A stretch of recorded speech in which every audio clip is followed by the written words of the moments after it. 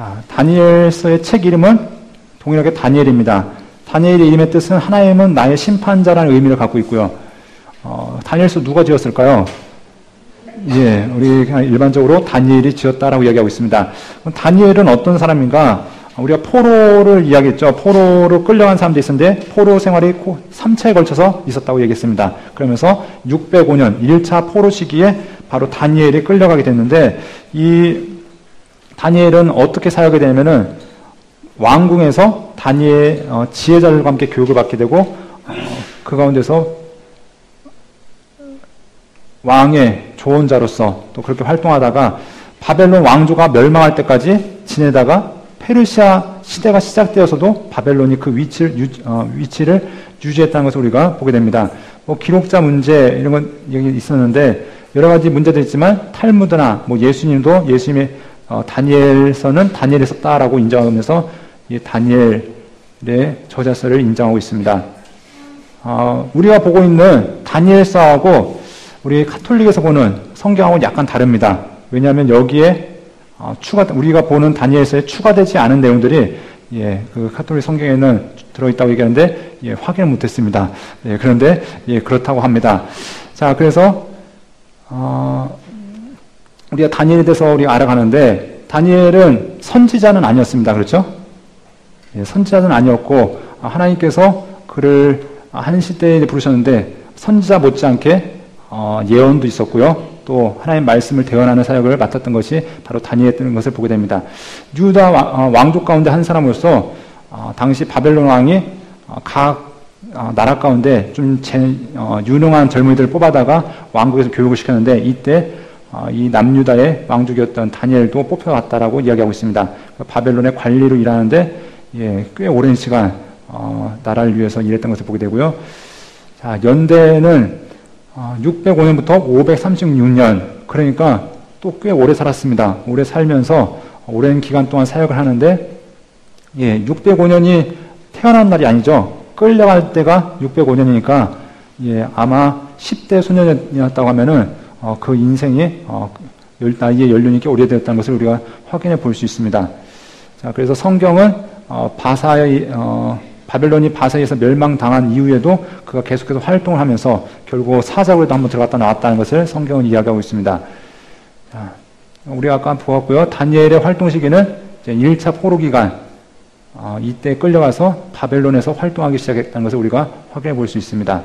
자, 배경은 언제냐면 일단은 바벨론 전 시대를 포함하고 있습니다. 느부갓네살부터 벨사살까지의 모든 시대를 포함하고 있고요. 그리고 시대가 바뀌어서 바사 왕국으로 넘어갈 때까지 다니엘이 활동하는 것을 보게 됩니다. 바벨론의 느부갓네살과 벨사살, 메대의 다리오, 바사의 고레스 시대에 이 사람이 활동했다라고 얘기하는데, 여러분들이 성경을 읽으시면서 각 왕들의 이름이 등장하는데 바벨론의 왕이 느부갓네살, 벨사살 2명만 나온 건 아니죠. 여러분 교재 보면은 그 도표가 나와 있습니다. 312페이지에 보면 신바벨론 제국의 왕들 해서 나보폴라살이 신바벨론 제국을 발흥시켰고요. 그 아들 느부갓네살이 제국으로서 아주 그 나라를 아주 크게 번성시켰고요.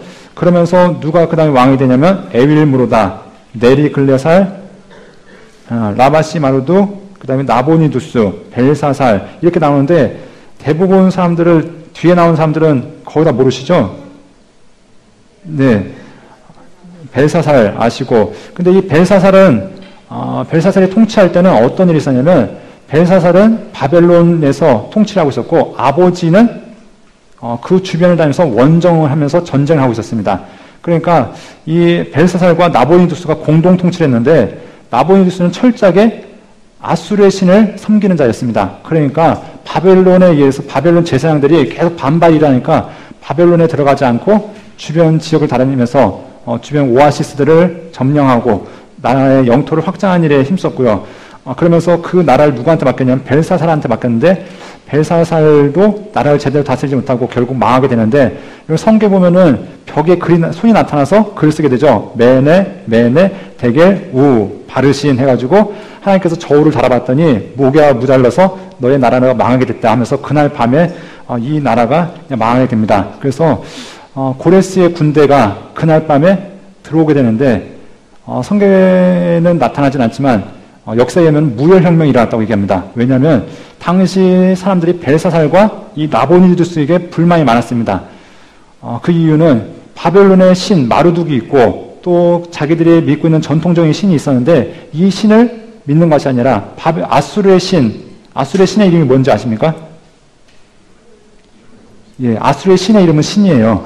예, 신을 섬기고 또 신 앞에 제사하기 위해서 힘쓰니까 그러니까 이 바벨론 백성들을 그리고 특별히 제사장으로 주축한 많은 사람들이 이 나보니두스하고 벨사살에 대해서 반감을 갖고 있습니다.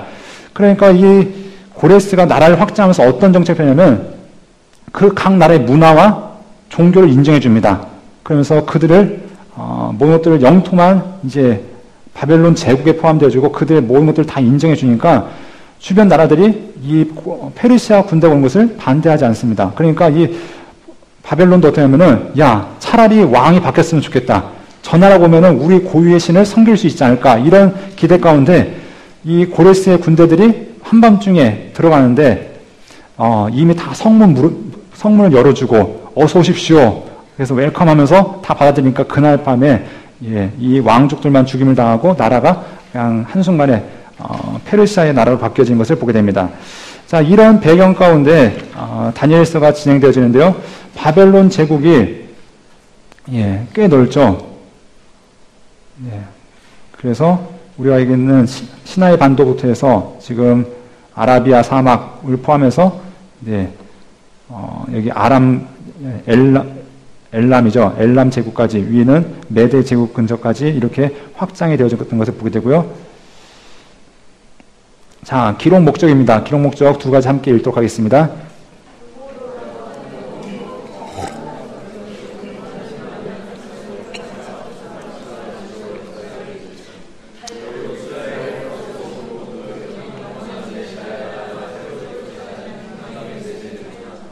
자, 이 기록 목적에 보면은 우리가 함께 보았는데요. 여기 이름 보면 릭사살에서 이름이 약간 다른데 이 사람이 그 사람입니다. 그러니까 릭사살이나 네리클라살이나 거의 차이가 없으니까 나바시마르도 발음 차이는 약간씩 있지만 여러분들 기억하시면 좋겠고요. 자, 이 포로 생활을 통해서 포로 기간이 언제까지 되어지냐면 바벨론 70년은 일단 기본적으로 포로 생활이 되어집니다. 근데 고레스가 무엇을 명하냐면 돌아가라 명합니다. 그런데도 수많은 사람이 돌아가지 않죠. 얼마나 돌아가냐면 처음에 돌아간 사람이 29,897명. 이 처음에 돌아가고 나머지 수많은 사람들은 이 바벨론 제국, 그러니까 페르시아 제국 가운데 남아 있습니다. 포로 생활이라는 이 상황 가운데서 그들이 남아 있고 그러면서 그 가운데서 무엇을 경험하냐면 하나님이 이 포로 집 가운데서도 과연 살아서 역사하시는가? 과연 하나님은 우리가 올 때 같이 오셨는가? 안 오셨는가? 이것이 그들에게 우리가 생각할 때는 참 우스운 질문이지만 그들에게는 참 심각한 질문이었을 겁니다. 야, 우리 하나님이 저 성전을 버리시고 과연 우리와 함께 하실 수 있는가? 그런데 성경 무엇을 얘기하면은 그 하나님은 이스라엘 그 조그마한 땅덩이의 지역신이 아니라 온 세상의 주인이시고 주권자라는 것을 이 다니엘서를 통해서 보여준 것을 우리가 알 수 있습니다. 또한 우리 보니까 하나님께서 예루살렘을 회복하실 것이다. 그리고 우리 뒤에 보면은 이 다니엘의 예언을 통해서 메시아의 나라가 임하실 것이다 라는 것들을 이 예언을 통해서 보여주고 있다는 것을 알 때 이것은 하나님이 어떤 분이시냐 그리고 또 하나님은 이 앞으로의 우리 시대를 어떻게 이끌어갈 것인가 이것을 다니엘서를 통해서 보여주고 있다는 것을 여러분 기억하셨으면 좋겠습니다. 자, 첫 절 끝절입니다. 함께 읽겠습니다.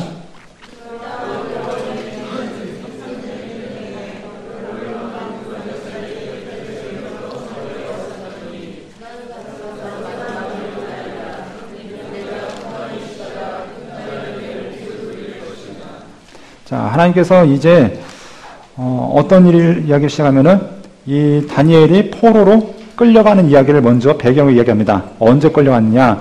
요야김이 다스린 지 3년째 되는 해에 포로로 끌려갔다라고 얘기하면서 마지막은 다니엘의 이제 죽음을 준비하라는 이야기로 이야기가 맞춰지는 것을 우리가 확인해 볼 수 있습니다. 자, 전체 보기를 함께 보겠습니다. 다니엘서는 참 간단합니다. 보면은 앞에 1장 빼놓고는 6장까지는 역사 기록, 뒤에는 예언, 이게 두 가지가 나타납니다. 그러니까 여러분이 6장까지는 참 재밌습니다. 네, 왜냐면 우리가 주일학교 때 들었던 이야기들이 다 6장 안에 다 들어있습니다. 근데 7장부터는 이제 뭐 짐승도 제대로 된 짐승이 없죠.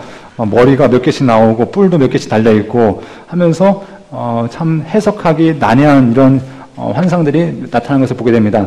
또 많은 이단들이 이용한 것이 요한계시록과 더불어서 빠지지 않는 것이 무엇이죠? 다니엘서. 그래서 다니엘서의 비밀을 깨달았다고 하면서 사람들을 모집하고 하는데, 그러니까 우리가 이 7장부터 12장까지의 내용은 어떻게 보면 좀 난해할 수도 있지만, 하나님께서 우리에게 성경을 주셨을 때는 이해하라고 주셨을까요? 아니면 평생 비밀로 잠궈 주시려고 우리에게 주셨을까요? 네, 그러니까 굳이 막 머리 싸매지 않아도 하나님께서 우리에게 쉽게 이해할 수 있는 방법을 허락하셨으니까, 여러분들 몇 가지 애매한 거는 어떻게 하면 되냐면 해석 안 하면 돼요. 해석하다가 괜히 머리 아프지 마시고 하나님께서 모르게 하신 것은 그냥 놔두면 됩니다. 네, 그래서 그렇게 보시면은 이제 우리가 7장부터 12장까지도 굳이 어렵지 않다는 것을 확인해 볼 수 있습니다. 자, 먼저 1장은 누구의 이야기냐면 바벨론 궁에 온 다니엘과 세 친구들에 대한 이야기입니다. 그래서 어떻게 그 다니엘이 뜻을 정해서 음식을 결단하고 하나님 앞에서 바르게 살기를 결단했던 그 시간들이 1장에 나타나고 있고요.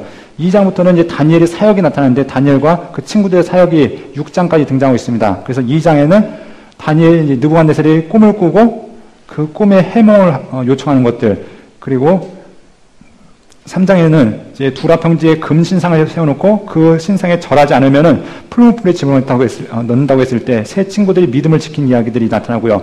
4장은 다니엘이 느부갓네살이 다시 꿈을 꾸는데 큰 나무가 있었는데 온갖 짐승들이 다 깃들고 있었는데 그 나무가 베어지고 밑둥만 남게 되었다. 그리고 그 꿈이 상징하는 것이 무엇이냐, 그것에 대한 이야기가 4장에 나타나고 있고요. 5장에서는 이제 바벨론의 마지막 왕이었던 벨사살이 성전에서 가져온 그 기명을 가지고 술 마시다가 성전 그 왕궁병에 글이 나타난 걸 통해서 이 나라가 망할 것이라는 얘기가 있었고, 그날 그 나라가 왕조가 바뀐 이야기가 나타나고요. 6장에서 이제 새로운 왕조죠. 다리오 왕이 어떻게 되냐면은 이 칙령을 내리는데 왕 외에 다른 신에게 절하면은 사자굴에 집어넣는다. 이 이야기가 선포됐을 때 다니엘은 끝까지 하루에 3번씩 창문을 열어놓고 기도한 일을 멈추지 않았고 결국은 사자굴에 들어갔지만 하나님께서 그를 지켜주셨다는 이야기가 나타납니다.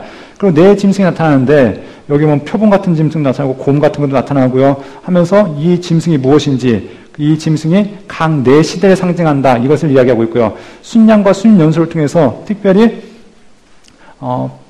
헬라 시대에 하나님께서 순양과 순연소를 통해서 당시 이제 마카비 혁명이 일어나기 전에 그 고난의 시대가 다가올 것을 이야기하고 있고요. 72일의 환상을 통해서 바벨론 포로기로부터 앞으로 메시아 때까지 어떠한 일이 있을 것인지 이 72일의 환상을 통해서 말씀하고 있고요. 그 미래에 대한 환상을 통해서 메시아에 대한 이야기가 선언되어진 것을 보게 됩니다. 그러면은 우리 1장과 그리고 2장부터 6장, 7장부터 12장까지의 이야기를 통해서 과연 우리에게 하시는 말씀이 무엇인지 함께 보았으면 좋겠습니다. 자, 1장으로 한번 가보도록 하겠습니다.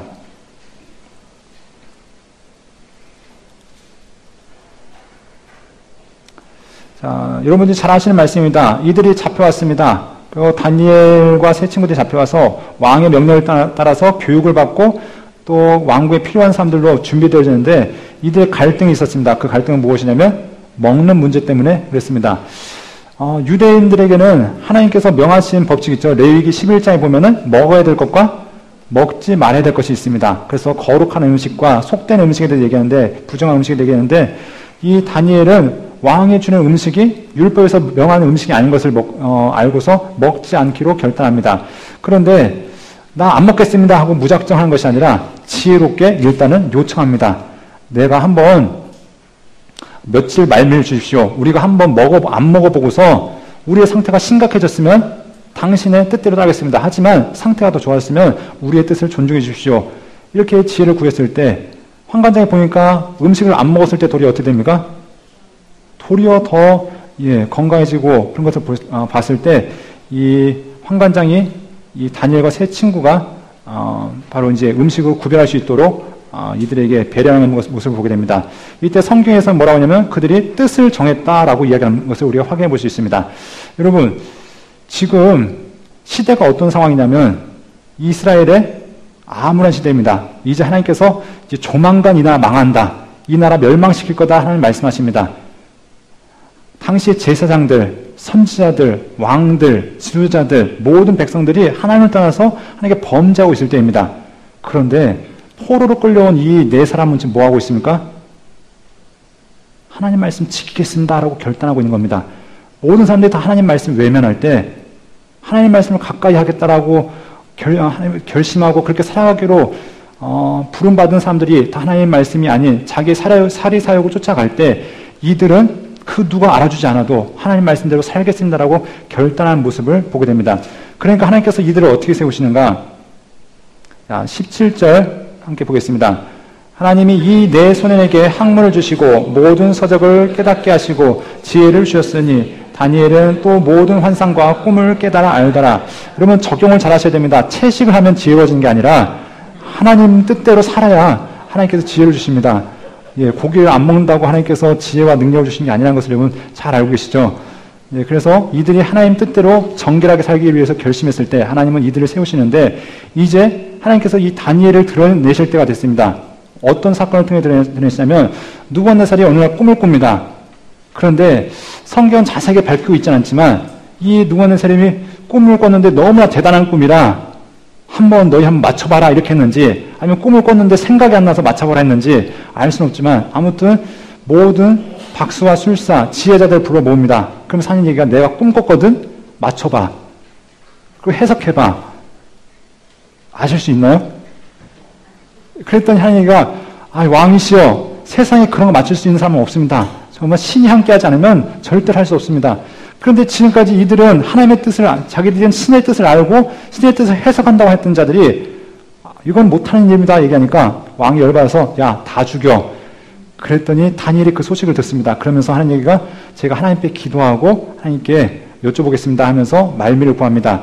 그래서 이 꿈을 해석하게 되는데 자, 이 꿈이 무슨 꿈이었죠? 자, 한번 44절 말씀, 45절 말씀을 읽겠습니다. 이 여러 왕들의 시대에 하늘의 하나님이 한 나라를 세우시리니 이것은 영원히 망하지도 아니할 것이요 그 국권이 다른 백성에게로 돌아가지도 아니할 것이요 도리어 이 모든 나라를 쳐서 멸망시키고 영원히 설 것이라.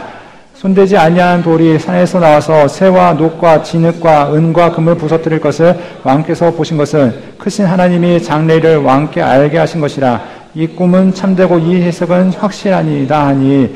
자, 다니엘이 어떤 꿈을 꿨냐면 다니엘이 아니라 저 느부갓네살이 꾼 꿈이 여기 보고 있는 이 꿈이었습니다. 머리는 금으로 됐고 몸통은 은으로 됐고 그리고 밑에는 동으로 됐고 밑에는 철이고 그 다음은 철과 진으로 됐는데 한 사람이 뜨지 않은 돌이 와가지고 발에 진흙을 쳤더니 결국 우르르 무너졌습니다 하면서 여러분들 아까 읽었던 말씀이 하나님께서 세우실 나라가 그 나라입니다 라고 얘기했는데 이걸 통해서 해석은 무엇이냐면 바로 임금님의 나라는 금나라입니다 하면서 앞으로 이런 시대가 있을 것입니다 라는 것들이 이 느부갓네살의 꿈을 통해서 이제 꿈을 말하고 해석함으로 이 다니엘이 인정받게 되어집니다. 자, 이 일을 통해서 느부갓네살이 고백하는 것이 무엇이냐면 자, 47절입니다. 함께 읽겠습니다.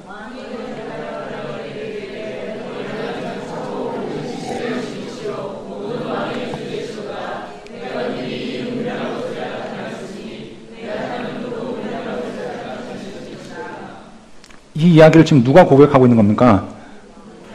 느부갓네살입니다. 당시 제국의 황제가 너희 하나님 진짜구나 라고 지금 고백하고 있는 겁니다. 이스라엘 사람들은 지금 뭐하고 있습니까? 아직도 예루살렘은 망하지 않았습니다. 그들이 바벨론 신 섬기고 있고요. 애굽의 신 섬기고 있고요. 각종 우상을 성전에서 섬기고 있습니다.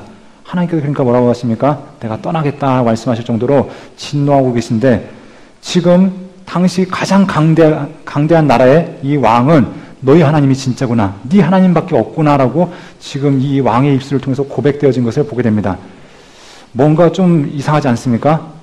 진짜 하나님의 백성들은 하나님을 버리고 있고 하나님을 알지 못하는 이 이방 나라의 왕은 하나님이 진짜구나 하고 하나님을 알아가고 있는 모습, 무엇이 이상해도 참 이상합니다. 그런데 이것으로 끝나는 것이 아니라 자, 계속해서 이 느부갓네살의 입술을 통해서 하나님의 하나님 되심을 고백하고 있습니다.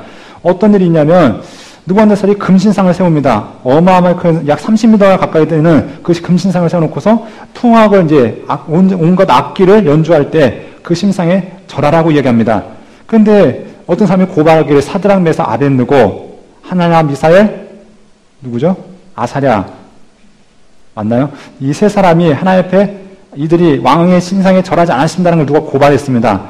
고발 정신이 투철한 사람이 고발하니까 왕이 그랬어? 하고 불러가지고 얘기하는 게 당장 그들 처벌하는 것이 아니라 야 내가 다시 한번 기회 줄게. 내가 너희 아끼는 거 알지? 하면서 이들에게 기회를 주는 것을 볼 수 있습니다. 그러면서 이들에게 야 내가 너희 나한테 절하지 않으면 내 신상에 절하지 않으면 내가 불 속에 집어넣을 거야. 그 불에 견딜 수 있는 사람 아무도 없어. 다 죽을 거야 하면서 이들을 협박했을 때 이들의 고백이 우리 유명한 고백이죠. 17절 18절입니다. 시작.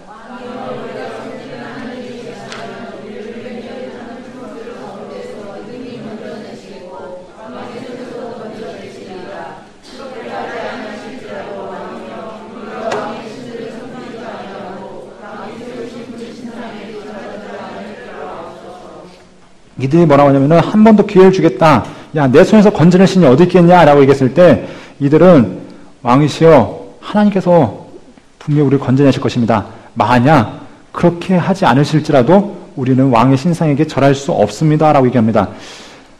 계속해서 다니엘서를 통해서 하나님 앞에서 뜻을 정하는 사람들이 하나님 앞에 정결하게 살아가는 하나님을 알고 하나님과 교제하며 살아가는 모습들을 보여주고 있는 것을 우리가 알 수 있습니다. 이때 하나님께서 어떻게 반응하십니까? 28절 그 모든 사건을 통해서 느부갓네살이 이제 고백합니다. 푸른 불 속에서도 살아난 이들을 향해서 보면서 하나님께서 고백하는 모습이 28절 29절인데요. 함께 보겠습니다.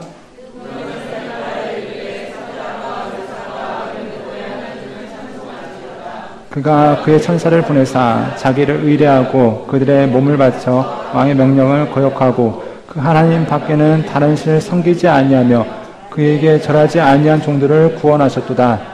그러므로 내가 이제 조서를 내리노니 각 백성과 각 나라와 각 언어를 말하는 자가 모두 사드락과 메삭과 아벳느고의 하나님께 경솔히 말하거든 그 몸을 속이고 그 집을 거름토로 삼을지니 이는 이같이 사람을 구원할 다른 신이 없음이니라 하더라. 다시 한번 고백합니다. 이런 하나님 없다. 이분만이 진짜 하나님이라고 고백하고 있습니다. 그러면서 뭐라고 얘기하죠? 이 하나님을 경솔히 말하는 자는 그 몸을 쪼개고 그 집을 거름토로 삼을지라 얘기하는데 여러분 누가 그렇게 얘기했죠? 이스라엘 백성들이 그렇게 이야기하고 있습니다.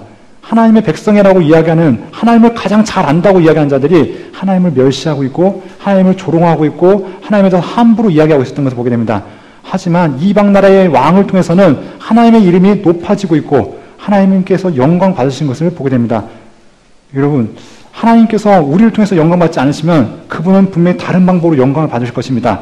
나밖에 없는 것이 아니라 하나님은 지금도 하나님의 뜻을 헤아리며 하나님을 찬양할 사람들 찾고 계신다는 것을 기억하셨으면 좋겠습니다. 자, 계속해서 느부갓네살이 사장에 봤더니 조서를 내립니다. 그래서 그 조서의 내용이 무엇이냐면 4장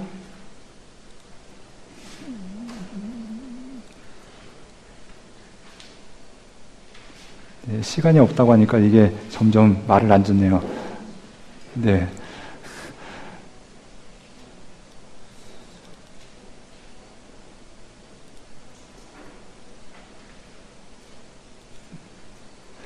자, 4장에 봤더니 느부갓네살이 조서를 내립니다. 그 조서가 무엇이냐면 제가 읽어드리겠습니다. 천하에 살고 있는 그대들에게 평안이 있기를 비노라. 한없이 높으신 참 하나님이 내게 놀라운 일과 이적을 베푸셨으니 나 이제 이 사실을 그대들에게 기쁜 마음으로 알리노라. 참으로 크도다. 그 놀라운 일, 하나님이 우리에게 보이신 일, 참으로 엄청나도다. 그분이 베푸신 기적, 하나님은 영영한 임금이시라. 언제까지나 그분은 다스리실지니라 하면서 다른 번역을 읽었는데요. 이 느부갓네살은 조서를 내립니다. 조서가 무엇인지 아시죠? 요즘 말하면 방. 포스터 붙여가지고 야, 내가 너희한테 알려주는데 이 하나님이 진짜 하나님이야. 이것을 모든 나라 언어로 써서 다 붙여라 라고 얘기합니다. 왜냐하면 자기에게 있었던 일을 이야기하는데 내가 어느 날 꿈을 꿨다. 그리고 그 꿈을 다니엘이 해석해 줬는데 내가 아무리 엄청나들지라도 결국 내가 교만해서 그렇게 짐승처럼 지내게 될 것이다. 그런데 하나님께 너를 다시 회복하실 것이다 라고 다니엘이 해석해 줬는데 그것이 정말 실현이 되어집니다. 그래서 이 느부갓네살이 짐승처럼 지내다가 다시 그 왕위를 회복하게 됩니다. 이때 느부갓네살이 뭐라고 고백하는가? 이 모든 일을 통해서 느부갓네살은 이렇게 고백하고 있습니다. 34절 보겠습니다. 그 기한이 참에 나 느부갓네살이 하늘을 우러러 보았나니 내 총명이 다시 내게로 돌아온지라 이에 내가 지극히 하신 일을 찬양하고 경배하였나니 그 권세는 영원한 권세요 그 나라는 대대에 이르리로다. 땅의 모든 사람들을 없는 것 같이 여기시며 하늘의 군대에게든지 땅의 사람에게든지 그는 자기 뜻대로 행하시나니 그의 손을 금하든지 혹시 이르기를 내가 무엇을 하느냐가 자가 아무도 없도다. 자, 마지막 절 읽겠습니다. 그러므로 지금 나 느부갓네살은 하늘의 왕을 찬양하며 칭송하며 경배하노니 그의 일이 다 진실하고 그의 행하심이 의로우심으로 교만하게 행하는 자를 그가 능히 낮추심이라. 누구의 입술을 통해 고백되었다고요? 느부갓네살을 통해서 야, 하나님이 진짜야. 그분만 찬양해야 돼. 그분만 예배해야 돼 하면서 이 느부갓네살이 고백하는 것을 보게 됩니다. 자, 그러면서 이것이 모든 민족 가운데 조서를 써서 선포하라라고 그들은 이야기한 것을 보게 됩니다. 이 이야기를 유다 백성들이 보았을까요? 못 보았을까요? 보았겠죠. 조서가 왕의 조서가 내렸는데 못 보았을까요? 봤겠죠. 그러면서 야, 하나님이 진짜구나. 그러면서 그들의 삶도 바뀌어갔을 겁니다. 이제 우상이 아니라 각 나라의 헛된 신이 아니라 하나님만이 유일하신 하나님이구나. 여호와 하나님만이 진정한 하나님이시구나. 그것들을 바라보게 된 것을 우리가 알 수 있을 것입니다. 이 일을 통해서 이제 이스라엘 백성들 가운데도 변화가 있을 것입니다. 야, 이제 하나님께로 돌아가자. 그러면서 하나님을 바라보는데 이제 마지막 바벨론이 마지막으로 망하기 전에 어떤 일이 있냐면 이제 벨사살이 나타나고 손가락으로 쓰는 글씨가 나타나는 것을 보게 됩니다. 그러면서 잔치를 하는데 성전 기구들을 가져다가 술을 마시고 먹고 있을 때 성전에 이제 성전 벽에 손이 나타나서 메네 데겔 우 바르신이라는 글씨가 쓰여집니다. 그랬더니 이걸 누가 해석할 수 있냐 했더니 우리 가운데 지혜자가 있습니다 하고 불렀습니다. 그 지혜자가 바로 누구였냐면 다니엘이었습니다. 다니엘을 불러가지고 하는 얘기가 야, 네가 이것만 해석해주면 내 다음으로 가장 뛰어난 지도자를 삼겠다. 그런데 그렇게 안 하셔도 됩니다 하면서 그 해석을 해주는데 왕 끝났습니다. 그 얘기가 핵심입니다. 하나님께서 보니까 당신은 하나님의 기준에 못 미쳐서 당신의 나라가 다 했습니다. 그리고 정말로 그날 밤에 혁명이 일어나서 나라가 뒤집혀버립니다. 자, 그런데 벨사살은 그날 밤에 죽는데 다니엘은 어떻게 되었을까요? 여전히 살아있습니다. 하나님의 은혜로 살아남고 이제 시대가 또 바뀝니다. 이제 누구 시대냐? 페르시아 시대로 바사의 시대로 넘어온다. 그러면서 다리오라는 사람이 나타나는데 이 다리오가 다스릴 때 이 다니엘도 총리로 삼습니다. 그러면서 주변에 다니엘을 시샘하는 사람들이 무엇을 이야기하냐면은 왕 외에 다른 신에게 절하면 이 사람을 사자굴에 집어넣읍시다. 그때 다니엘이 어떻게 이야기하느냐?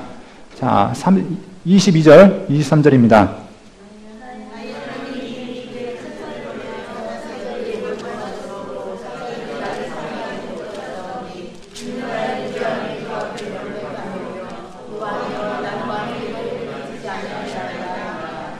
자, 다니엘서 6장 10절에 보면 이런 말씀이 있습니다. 다니엘이 조서에 왕의 도장이 찍힌 것을 알고도 하면서 그가 올라가서 창문을 열고 기도했다라고 얘기합니다. 그는 하나님보다 무서워하는 것이 없었고 하나님만이 그에게 전부였던 것을 바라보게 됩니다.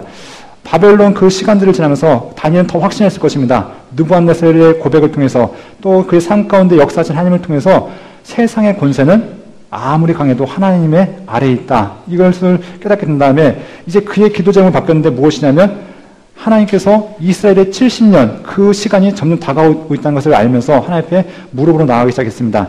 그런데 반대자들은 이것을 이용해서 그를 집어넣었지만 하나님께서 이 다니엘의 삶을 지키십니다. 사자들이 입을 막으심으로 천사들을 통해서 그를 지키셨는데, 그러면서 그의 몸이 전혀 상하지 않았다라는 것을 이야기합니다. 그러면서 이제 페르시아 다리오 왕의 고백을 통해서 어떤 고백이 내려지는가? 26절, 27절입니다.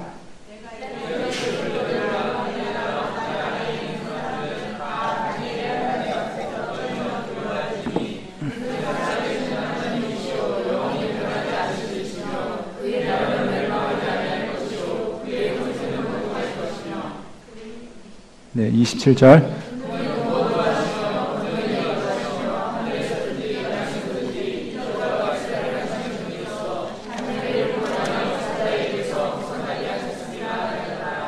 자, 그분이 이제 다리오가 고백하는 게 뭐냐면, 모든 백성은 이제 하나도 빠짐없이 하나님을 섬겨라 하면서 그 하나님은 진짜 하나님이다라는 것들을 이 말을 통해서 고백하는 것을 보게 됩니다.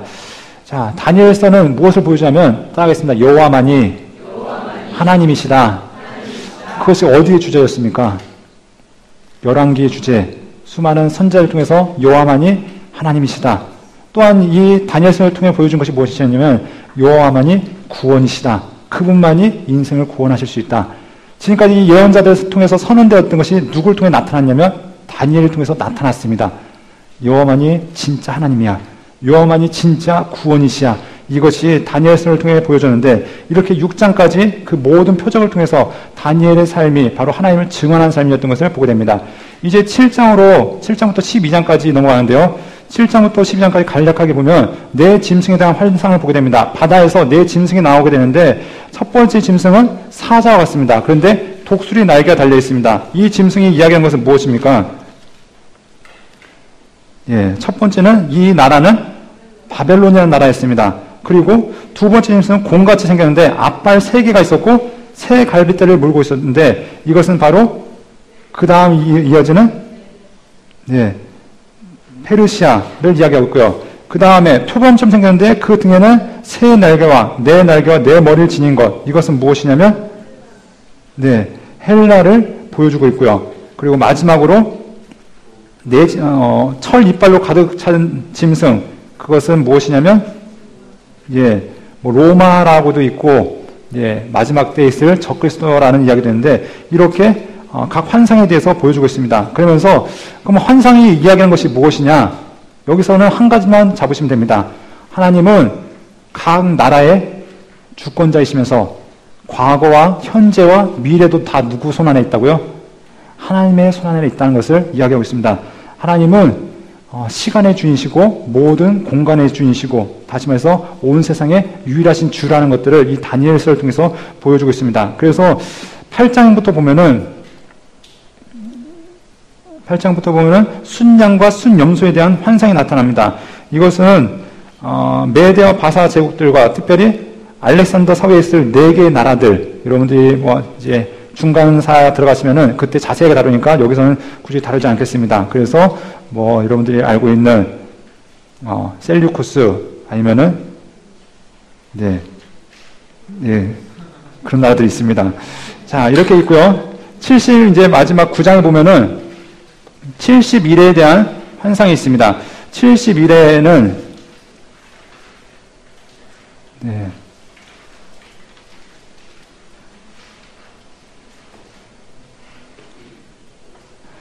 71회에 대한 환상을 본 다음에 이 해석을 누가 해주냐면 가브리엘이 해줍니다. 가브리엘의 71회를 하면서 이것이 어떻게 구분이 되어지는가.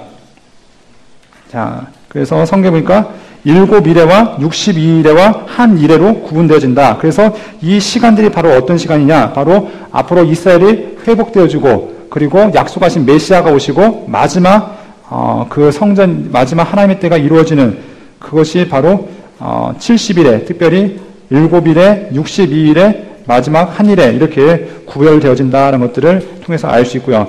여러분 자세한 것들은 교재에 나와 있으니까 교재를 참고하시고 또 그렇게 하셨으면 좋겠습니다. 그러면서 마지막 이제 10장부터 12장까지의 말씀을 통해서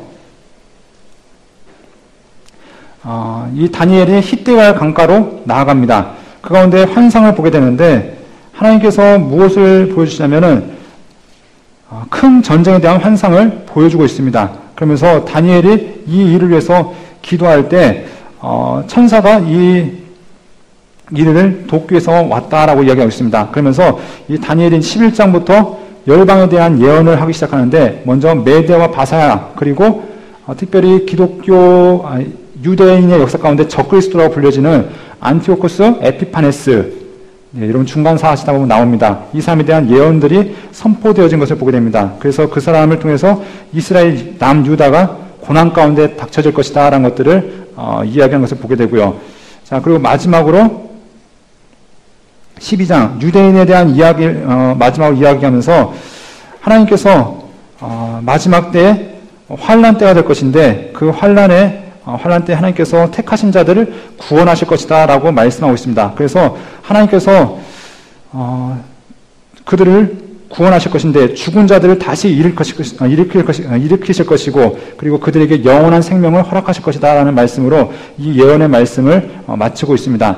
자, 그래서 우리가 이 바벨론에 살펴봤던 이 다니엘을 통해서 하나님께서는 단지 바벨론과 바사에 대한 이야기뿐만 아니라 각 시대를 보여주시면서 이것이 당시 바벨론부터 앞으로 있어지는 그 모든 나라까지 하나님의 나라를 선언하고 계신다는 것을 여러분 기억하셨으면 좋겠습니다. 이제 말씀을 마무리합니다.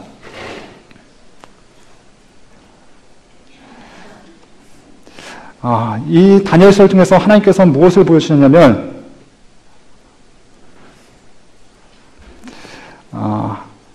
하나님 지금 당시에 제국의 황제라고 얘기하는 느부갓네살도 결국 누구의 손 아래에 있냐면 하나님의 손 아래에 있다는 것. 세상의 가장 강한 왕도 바로 하나님께서 통치하시고 하나님께 다스리신다는 것을 다니엘서를 통해 보여줬습니다. 또한 지극히 높으신 하나님은 인간의 모든 역사가 하나님의 손 안에 있다는 것을 보여주셨고, 우상은 아무것도 아니다. 아무리 크고 화려할지라도 결국 우상은 아무것도 아니라는 것들을 이들 통해 보여주셨습니다.